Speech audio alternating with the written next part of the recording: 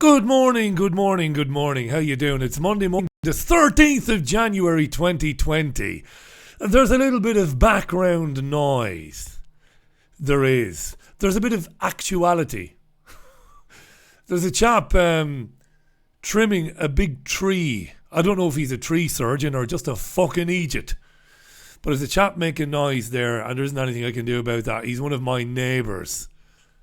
And you can probably hear a saw, a chainsaw. Either that or he's carving up. This isn't Mexico. He's not carving up somebody in the favela with his chainsaw. But there's a bit of noise there. So I do apologise for that, but there isn't anything I can do about it. There's nought I can do about that. Hope you've had a nice weekend, that it was relaxing and restful. Unless, of course, as I used to do a long time ago, you worked Saturday and Sunday. There you are. There's the ginger ninja there on the left-hand side, proper plonker. No dignity, Kay Burley. Last night, Kay got a phone call from the producers at Sky News Towers. Kay, we want you to go to Buckingham Palace tomorrow morning with an umbrella. We want you to stand there like a fucking Egypt, Kay, and talk about the royal family. Even though, Kay, the royal family are 3 hours away in Sandringham. Yeah. Good morning, John Sheridan. John, thank you so much for your support, mate. I really appreciate that. And to anybody who has ever supported the radio programme in the last few years, I sincerely thank you for doing that. I hope I thank you enough, because I mean it. A few quick good mornings, because I don't do it often enough. Good morning to Anne Gladman. Good morning, Anne. To Martin, to Rick Kerr, to Gutter Snipe, to Dean Thornby. How you doing, Dean? To Graham Han, to Tina Fries, who's in Denmark. Good morning, Tina. How you doing, kid? Sean Mack. Richard Willett, the journalist. Rich, it's about time you came back on the show, pal.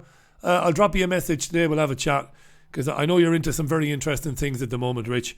I'll be back to you. I'll be on to you today, my friend. Hi to Stuart Batty, Paddy Dunn, KT, Jason Williamson.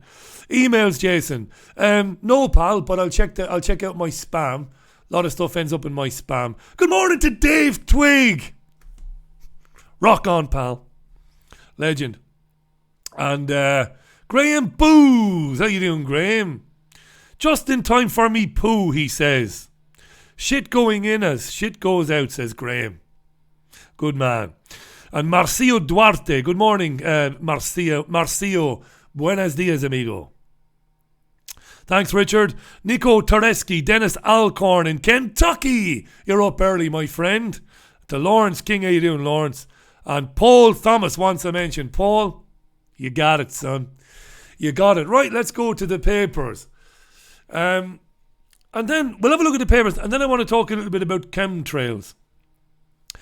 Friends of mine, not one particular friend, but friends of mine from my radio days in Spain and in Ireland and in London, have butted heads with me over the years about geoengineering and chemtrail spraying. So I want to talk about 5 minutes about that. Chemtrailing and stuff. Only about 5 minutes. It comes up not as often as it used to on the radio show, but it comes up. Graham says he's just kidding. Graham, you can say what you want, my friend.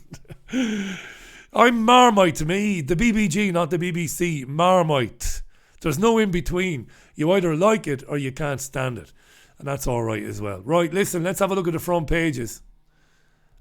Our lives have turned upside down in the last 48 hours, by the way, because we've introduced a canine companion to the oft-mentioned Jazz.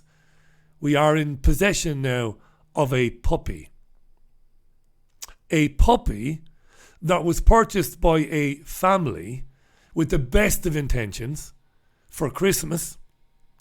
With the best of intentions, really good people. And they have found that it's just not suitable for them to have a puppy. And, well, we stepped in because for about 6 or 8 months now, we've been thinking long and hard about introducing a young canine companion for Jazz, who's 11 years old now. And we looked around and we looked and we waited and we knew that something would happen. We wanted it to be a pup, a young pup. And at the rescue centres, you don't find very many pups. They don't have pups. It's mostly older dogs. And it's good to adopt an older dog too. But we wanted to get a little pup for Jazz. And we did. And since Saturday, it's been chaos round these parts. It's just as well that I quit drinking, so it is. Right. I might tell you more about that and on.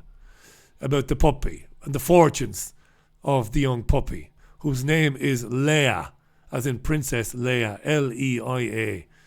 That was Caroline, the future Mrs. Allen's choice. Nothing to do with me whatsoever. Right, the Mail. Not so fast, Harry, says the Queen. Historic summit. Not Potsdam. Not Neville Chamberlain. No, Sandringham. In years to come, children will be told about the Sandringham summit by their history teachers. The Queen has ordered Prince Harry, Prince William, Prince Charles, God knows who else, to Sandringham to talk about the future of Harry and his wife, who will appear by video conference live from Canada. This is everywhere today. I know. We're doing the papers. It's the newspaper review show.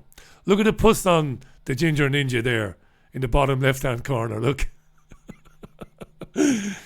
I'm a dab hand with the paint facility on Microsoft. That was my doing there. Nutter. What a fucking nutter she is.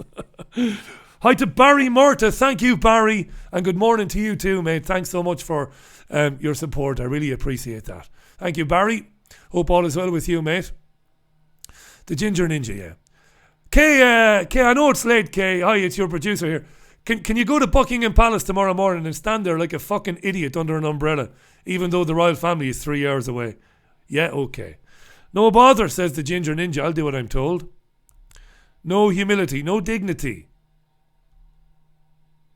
No dignity. Harry in turmoil over cutting his royal links, says the Times. Iranians burn Union Jack amid growing diplomatic crisis. Is that news? Pro-government Iranians have been burning flags since Moses was in short trousers. It's what they do. And I don't fucking blame them. It doesn't help them. I'd be saying to them, listen, it's not going to do any good burning the flags, for fuck's sake, you know. It's not as if it gives a moment of pause to 10 Downing Street, you know. Oh, we better stop interfering in their politics. They're burning our flags. Doesn't work like that. The Metro, heaven help us. Look at that right, rotten, dirty bastard, the Queen. Look. Yeah. Oh, yeah. There are a lot of West Brits in Ireland, you know. Ireland has got a lot of West Brits, a certain class of people in Ireland who have a lot of sympathy. Or not a lot of sympathy, but who have some sympathy and some respect for the royal tradition. We call them West Brits in Ireland. I'm not going to start shouting now. No, I'm not. I'm going to put my glasses back on.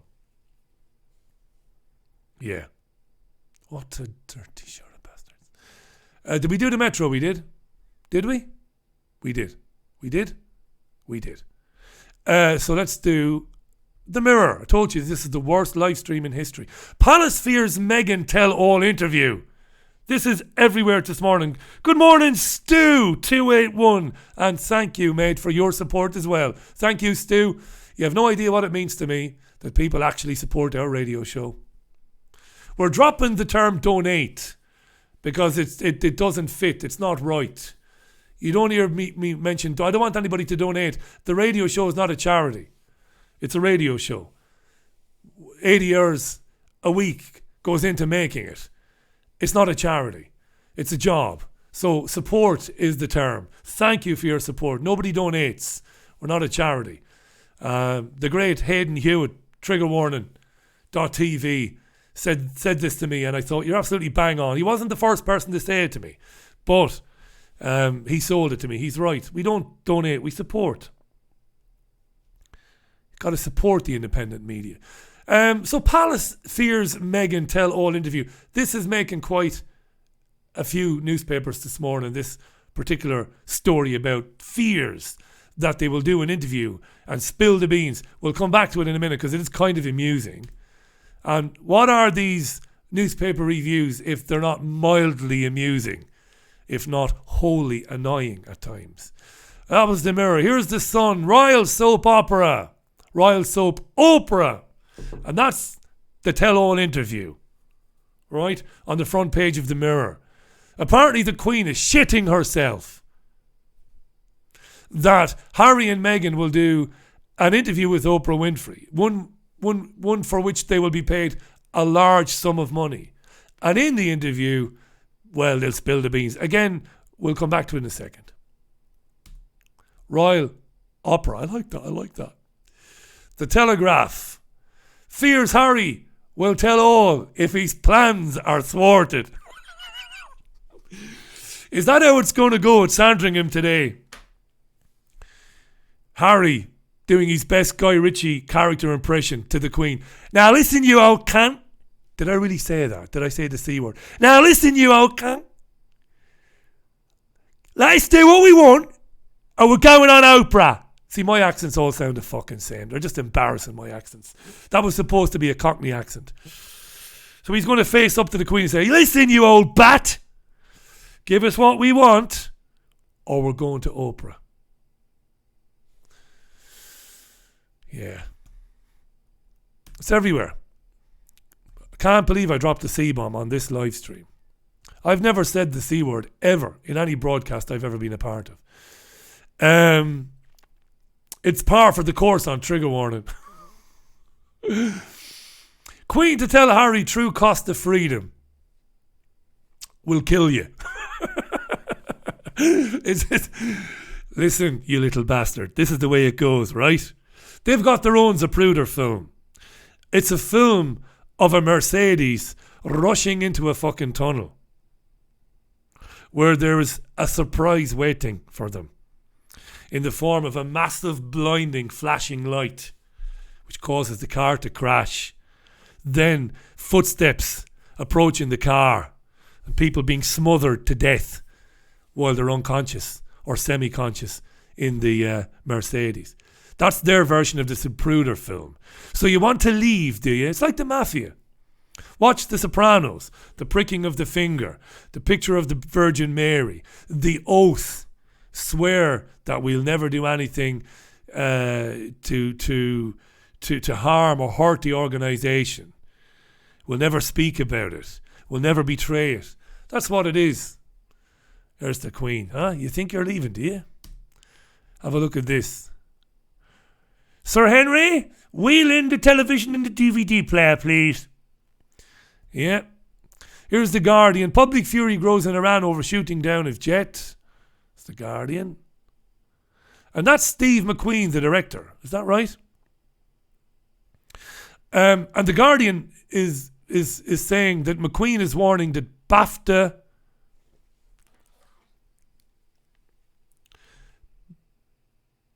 oh yeah, I need reading glasses now. I realise that these are still good for distance, but they don't help with my reading. BAFTA is at a risk. It is at risk of irrelevance. It is at risk of irrelevance. Now, I haven't read this, but I bet you it's to do with the fact that black actresses and black actors are conspicuous by their absence on the nomination list. Not to mention female directors. Well, 2019 wasn't the best year for black actors, actresses, or female directors. As groups, as identity groups, they were shit. So they're not on the nominations. Tough shit, Paddy. Get over it, Steve. Go and make another film, Steve, and shut the fuck up. And if it's good enough, mate, it'll be nominated. Believe you me. 12 Years a Slave. Did Steve direct that? He done a cracking job on that, didn't he, Steve? You're only as good as your last game, or your last radio programme, or your last live stream. So do another film, Steve. Shut the fuck up. Right. The iPaper. Somebody said on the chat there that I might be inclined to be less gammony in sobriety. Are you fucking shitting me? I'm like a child. I've got more energy now than I've had in months. I'm worse now. Hence the C-bomb. I'd never do that. Sweet success for sugar tax. I didn't read this. Presumably, the sugar tax has had some impact, either on childhood obesity. I can't read that. Childhood obesity or health in general. Has it? I don't know. I don't consume very much sugar. Stay away from sugar. If you want to increase your chances of not contracting cancer of any type, stay the fuck away from sugar. It's bad shit. Good morning, Steve O'Neill. Good morning, Jesus Jones. Good morning, Chris Clough. Good morning, Kundalini, who says, say that word again and I'll donate £100. No, I'm not a monkey. I won't do that. Hi to the big Scottish midgie. I dropped it in because it was, I thought it was funny. Probably wasn't funny.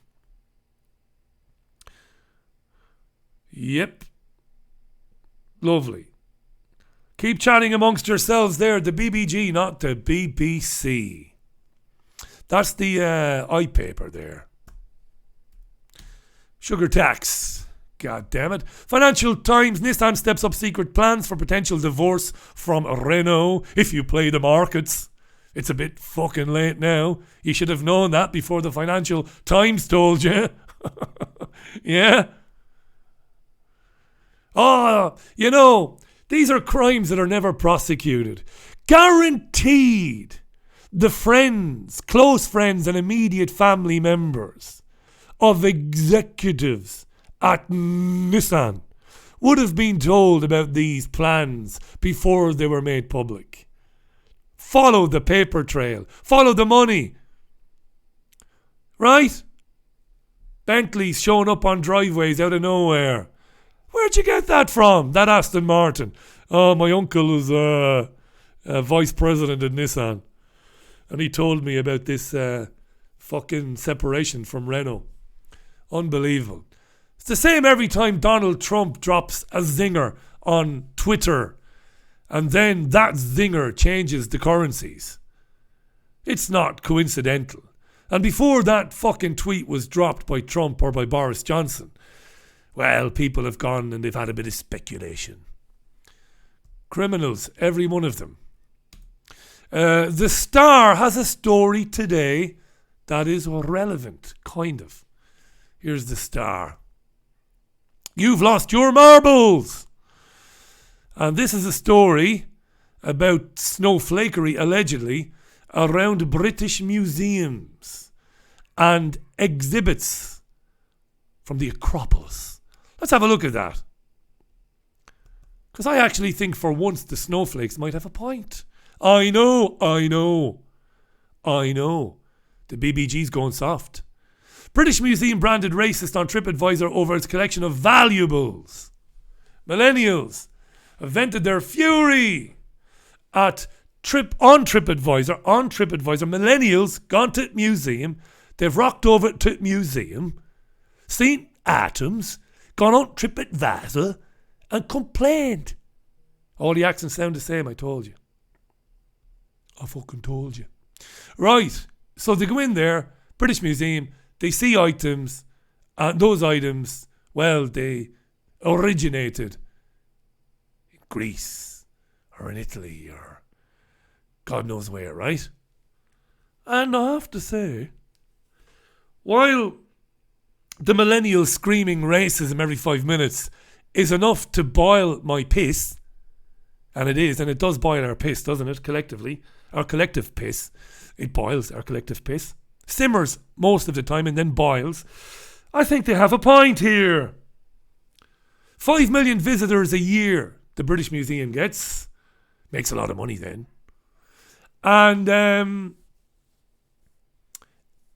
it's got a collection of valuable things from around the globe, including the infamous Elgin marbles from the Parthenon and the Rosetta Stone. And millennials have gone on to TripAdvisor saying that this is outrageous and it's racist. And it's supporting or it's a reminder of our horrible colonial past. No need to visit Africa to see some of their cultural heritage. We stole it, said one person. I'd be interested in getting your point of view on that, because I think the millennials have a point. These things probably belong where they originated. They should maybe go back from whence to whence to where they came from, right? You wouldn't like to see the Book of Kells in the British Museum. Maybe they loaned it to the British Museum in the past, maybe, I don't know. Would you? I don't know. I think the snowflakes, a broken clock is right twice a day. And I think the snowflakes might be onto something there. That's just me. Send these things back to where they came from. But yeah, I do get tired of these fuckers screaming racism every 5 minutes. Ultimately. The curators of the British Museum now can't be labelled as racist when some of the artefacts have been in the British Museum for decades. Okay. Right, let's go to the Irish Times. Justin Trudeau. Big tough guy. Double hard. Justin Trudeau. Threatening people. Here he is. Pictured at a vigil because 57 people who went down on the Ukrainian airliner, which was accidentally, the Iranians claim they accidentally shot it down. Shocking thing, really. Talked about it on Sunday View yesterday. 57 of those on board were Canadian citizens, but their heritage was Iranian. And he's acting all big and bad. Do you want to see him? I've stolen some footage. Arrest me. I stole this from The Guardian. Watch a bit of this.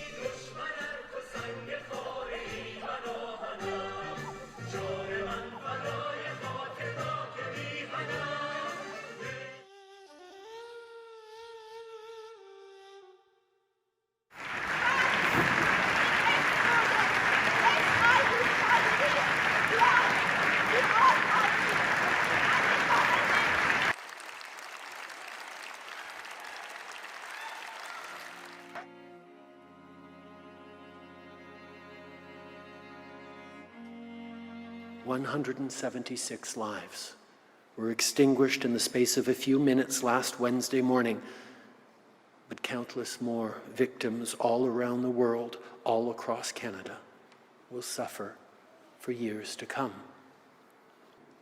We will continue to work with our partners to ensure that a full, transparent investigation is conducted. I want to assure all families and all Canadians we will not rest until there are answers. We will not rest until there is justice and accountability. And the Oscar goes to Justin Trudeau, the Canadian Prime Minister. What an arsehole. Trudeau there, that's in the Irish Times today. What else have we got for you this morning? Hi to Claire Buswell. How you doing, Claire? Who's in a stormy Ireland. And I think Jean Ann Crowley is on the live chat there. I think I saw Jean Ann saying something about the wind in Connemara. We haven't had it yet, Storm Brendan. They've been talking about it all morning on the weather forecasts, TV and radio here. We might get some of it in Greater Manchester, maybe tonight, maybe a little bit of the back end of it. But there you are. I think the guy across the way there has stopped cutting down his tree. Or at least pruning his tree. Do you prune trees, do you? Or are trees too big to be pruned? I don't know. Right. I'm not a green-fingered type. I'll have to be green-fingered from the spring onwards. Because this house that we live in, it's got AstroTurf, where there should be a garden at the front of the house. AstroTurf, I tells you. It's coming up. And I'll be getting those rolls of turf. You know those rolls of grass you can buy in the garden centres? I'll be getting the rolls of grass and I'll be rolling them out to form a new real lawn. And then I'll have nothing else to do with it for the rest of my life. The future Mrs. Allen can go out there and she can prune the hedges and pick the roses and do whatever the feck she wants to do. AstroTurf, imagine. I know. Lazy people here before us. Lazy people. Nice people, but lazy people. Right. We'll quickly go through. Look, it's all this Harry interview with Oprah. It's everywhere, right? Right.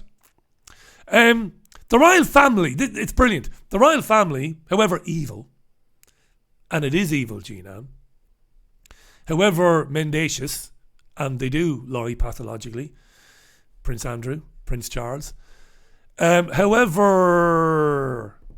conspiratorial, Diana, in some ways they're just like every other institution. Something goes wrong and they look for somebody to blame. And this Meghan and Harry announcement last week has caused a shitstorm for the royal family. Right? Who are as hungover and as Christmas weary as everybody else. And they needed this shitstorm from Harry and Meghan like they needed a hole in the head. So the next step is find a scapegoat. Blame somebody for it and move on. And the royals have decided to blame Teddy. Not Prince Edward, but Teddy, Sir Edward Young. Sir Edward Young is the Queen's private secretary. And Prince Anne and Prince Edward have suggested that they throw Teddy to the wolves. That will be his name, by the way, Teddy. He will be known as Teddy. Here he is. There's Teddy. Who are we going to blame for this fucking shit show? I know Teddy is expendable. The Queen, but I like him. I know, but look, he's been around a long time. Get fucking rid of Teddy. Teddy's gone. Job done. Let's blame Teddy, Sir Edward, the Queen's private secretary. How they can blame Teddy for it is anybody's guess, but he's going to be blamed. And he's going to be thrown to the wolves. Good morning. Jean-Anne says, the granny is 93, and come on, whatever you think of the monarchy, she's not the worst. She's a cunt, is what she is. I'm sorry. She is linked to the disappearance of a number of children in British Columbia. I know it sounds like the most ridiculous conspiracy theory of all time, but it isn't. It isn't. We're going back decades. Her and Prince Philip and a party of courtiers took orphaned children away for a day out in British Columbia, and many of the children never came back. That's true. What else do you want me to say about her? Her son brought one of the world's greatest paedophiles into the heart of the royal family. She doesn't give a shit about it. I mean, what more needs to be said about this woman? I'm sorry for using the C word again. It's not a nice word. There's nothing cuddly or nice about this fucker. Look at her. Photographs, pictures paint 1,000 words. They tell 1,000,000 stories. Evil incarnate, this fucker. I mean, absolutely. Come on. She's not even English. Her lineage, her heritage isn't English. Doesn't go. But when it goes back, it's German. Awful people. Christ. I love Jean-Anne. Great friend. Great personal friend. We see eye to eye on a lot, but this sympathy, that's what I meant by West Brits earlier on. This kind of sympathy for this family and for this woman just because she's 93. Couldn't give a fuck what age she is. Horrible. Speaking of horrible, how do you get your job back? This fucker here in Texas was suspended because he thought it would be fun to hand a sandwich with dog feces to a person who was sleeping rough.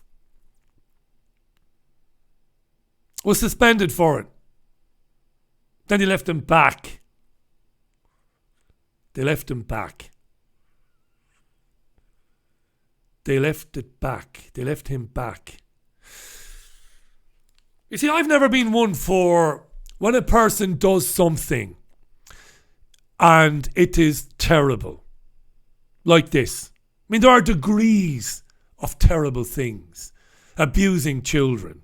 Horrendous. Irretrievable situation for a human being. Get them out of society. Keep them away from children for the rest of their lives. But you have to deal with them. You know, they're sentenced. there is a sentence imposed on sex offenders who commit sex offences against minors and children. But then you have to deal with them. You have to somehow facilitate their re-entry into society while keeping children safe from that particular person.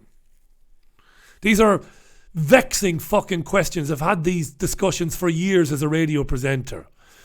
Horrible. Child rapists, child murderers, horrible. Right? Giving a shit sandwich to a homeless guy is not in that fucking league. The guy doesn't get condemned for the rest of his life. Everybody deserves a chance to redeem themselves. But you're not fit to work with the public! Because you are a sociopath! If you see a guy, I walk the streets of Manchester and I see a chap sleeping in a doorway and it breaks my fucking heart. Because I can't do anything for him other than give him a cup of tea and ask him, is he alright? Does he want to have a chat? I can't do any more. It fucking kills me. No virtue signaler am I. I'm not important. I like to think most people say, here's the price of a cup of pal. I'm sorry you're in this fucking situation. How do you decide to take some dog shit, put it between two slices of bread and give it to a chap who's got nothing? And then they give me fucking job back. No, you get your job back never, pal. You don't belong anywhere near the fucking public. We'll find a job for you. Somewhere in a fucking dungeon somewhere. Keeping books for a company. Sweeping fucking floors or something. But you're not fit to be working with the public as a policeman. They put him back on fucking duty. They put him back on duty. Ike said it years ago. So did Jim Mars. They began a program 15 years ago, particularly in the southern states, to recruit dickheads with fucking low IQs. Sub 90 IQs. Fucking steroid users. Worthless fucking scumbags. I'm not capable of violence. I'm not a violent man. I tell you what though, give me fucking 2 minutes with him in a room. I'll show you a shit sandwich to a homeless person. You fucking scumbag. And he's back on the job. I hope there's an outcry in Texas. I hope people in Texas are fucking outraged and say, listen, you want this guy to work for the police, for the Dallas PD? You do. Keep him in a fucking office. Keep him in an office on clerical duty for the rest of his career. Keep him away from the public. Fucking scumbag. Giving a fucking shit sandwich to a poor bastard who's got nothing, huh? Fuck off. Jesus Christ.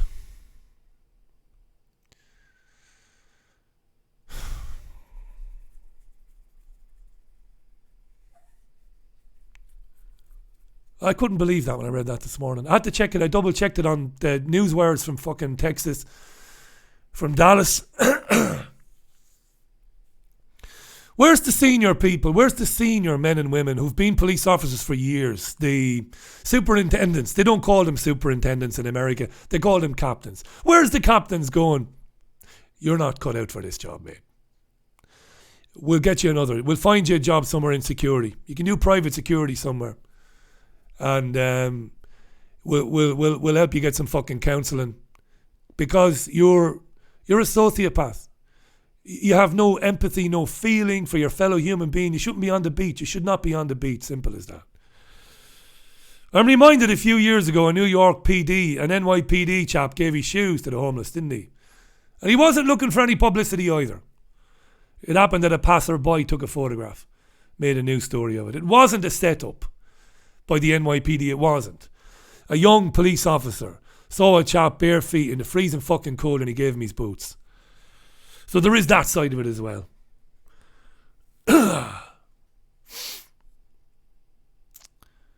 That fucking ruined my morning reading that story.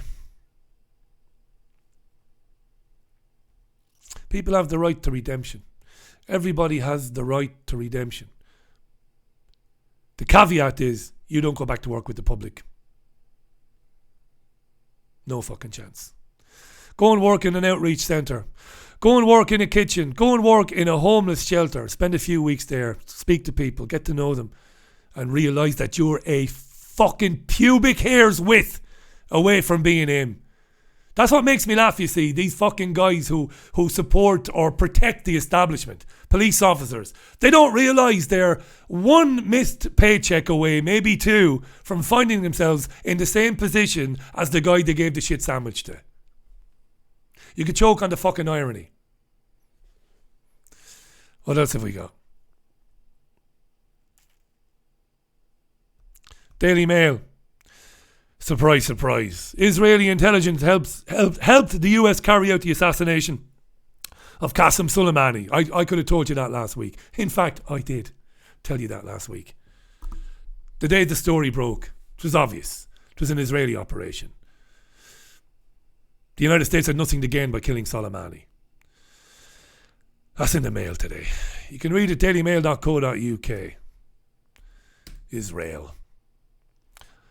Also, a very interesting story in the Telegraph today about Israel.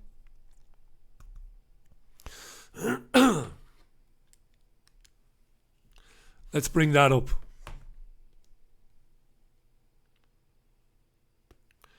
Story is, Labour's overseas members have been accused of conspiracy mongering after compiling a report that claimed the anti-Semitism row was stoked by Israel's government. It was stoked by Israel's government. Of course it was.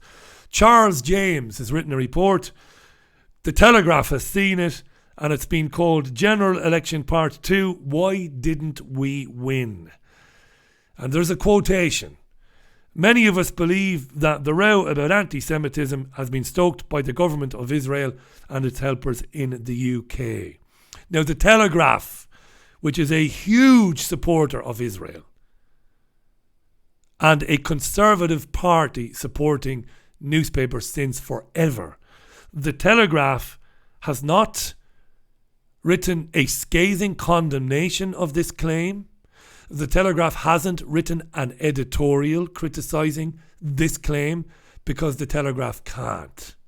Because it would appear that in Charles James's report, which claims again that the anti-Semitism bullshit claims against the Labour Party were stoked and fermented by the Israeli government, James has put an abundance of evidence into the report to support his thesis, to support his contention that Israel was behind it. Of course Israel was behind it. Who else was behind it? This is Hasbara writ large. Hasbara. They talk about it, they talk about the Labour government. If Labour had formed a government recognising a Palestinian state, obviously that would be huge. It would have been a huge story if Corbyn had honoured that particular manifesto promise. Although I don't think it was in their manifesto, was it? It was in their 2017 manifesto, and it was talked about. I don't think it was talked about very often during this particular election cycle.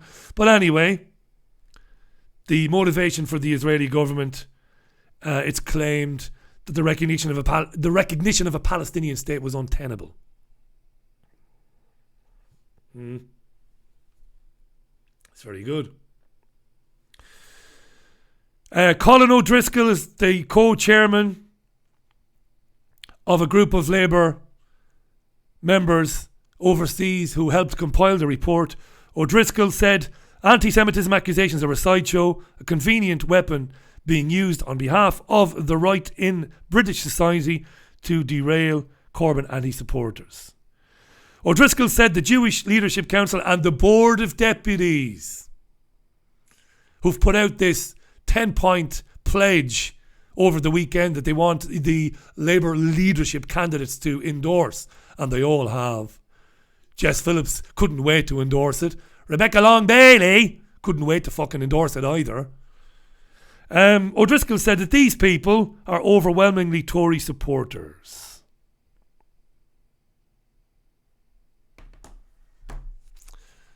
But look, I won't bring the video up here because I don't have time. Al Jazeera presented us with one of the most important bits of investigative journalism in recent years. 3 years ago, when they wrote an article and made a short film called The Lobby. And The Lobby detailed how the Israeli embassy in London, using a man called Shai Massot, plotted, along with Labour stalwarts like Joan Ryan, to destroy the careers of senior Labour politicians. If you ever needed evidence of an Israeli conspiracy, if you ever needed evidence of the wider influence of the Israeli government embedded in the political parties of this country, you only needed to see Al Jazeera's The Lobby. And Shai Massot, senior guy, working for Israel, working to bring down politicians in this country who didn't toe the Zionist line. That's a fact, not conjecture, it's a fact. And this is why the Telegraph must be seething. The Telegraph must be desperate to tear into the Labour Overseas Members report that says Israel itself is behind the anti-Semitism claims. But the Telegraph can't, because the evidence is overwhelming. It's a nonsense. There's no anti-Semitism in the UK. Nobody hates the Jews. Like I said on a post I made on Twitter last night, sober as a judge, Jews thrive in the UK, and good luck to them. Good luck to them. What are Jews anyway? They're white people who believe in a fairy godfather in the sky. That's all they are. They're no different to any other religious believers. And they're not...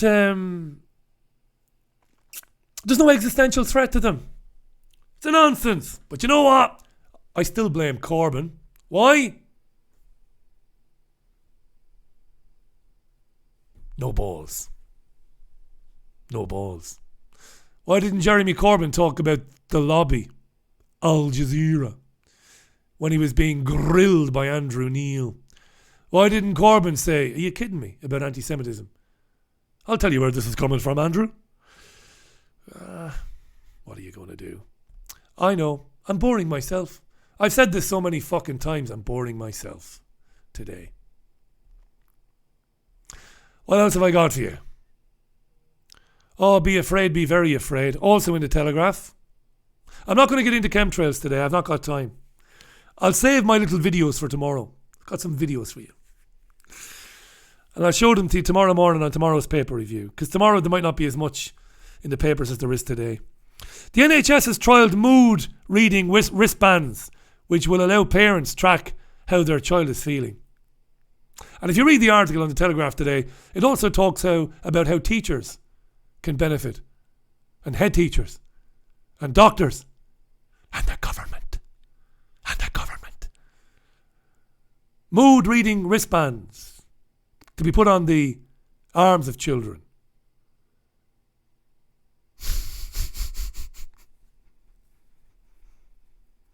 Nothing to see here. Please disperse. Crazy, huh? Roll out something like this. Tech. Say, look at the benefits of this. We'll be able to know at any time how our children are feeling about any given thing.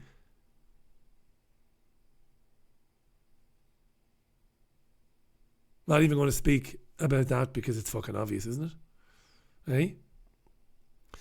I think that's it, really. Yeah. Among the guests today, Dean Henderson. Can't wait for Dean. Been ages. Dean relocated in the Ozarks, and last time we tried to connect with him we couldn't because he didn't have a good line. But that's all been sorted now and tested, and Dean will wing in for an extended conversation later today. There will be another guest. I'm not quite sure yet who it will be though, but there will be. I've got some irons in the fire. Apologies for the C word, by the way. It's not good. It's not me. I don't use that sort of language. I use language, but not that sort of language. But yeah, that policeman in Texas, eh? Wow. Right. So that's at 5 then. Until then, enjoy your Monday, wherever you happen to be. I've got a few things to do now for today's show. My usual routine. Got to go and jog, run around Salford. Keep myself looking beautiful. And I've heard from... oh, yeah, that's good. I've heard back from Christopher Exley. I've been trying to get Christopher Exley on the show. And I think he might come on the show in the near future. I think he might have been reluctant in the past, but I've just had an email from Christopher. And I think he is amenable to coming on in the near future. Good for him. Right. I'll speak to you later at 5. Until then, triggerwarning.tv. Check it out. Trigger Warning on YouTube. Dean Henderson on the Richie Allen Show at 5. Have a good Monday. Bye.